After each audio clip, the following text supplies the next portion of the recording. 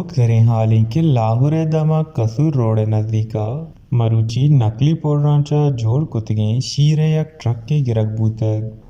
गुशक बीत के इस ट्रक के तहत 6,000 लीटर नकली शीर मान बूतगा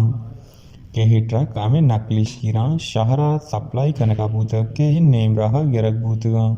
गेश डीजी फूड अथॉरिटी रदा गुशक बीत के इस ट्रक के गिरगा पद में पट्टुपुली टीमा हमें ड्राइवर आचे गेशे जान के वास्ता अमा बुंजाहा सरबूतगा के अमावदचा नकली शीर जोड़ कनक बीत गुशक बीत के हमें जाहा मारा 50 किलो ग्लूकोज 9 ड्रम सतकगे आयल व 50 किसासा पाउडरचा पुर्रे बाचका और दिगा लाते सादा सामान 10 कप तक जानक बीत के हमें 10 कप 3 सामानाचा इशाना 20,000 लीटर नकली शीर जोड़ करने की बूतगा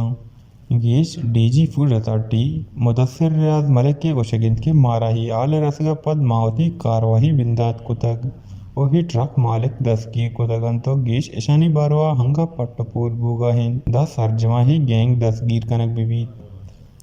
वश न्यूज़ लाहौर।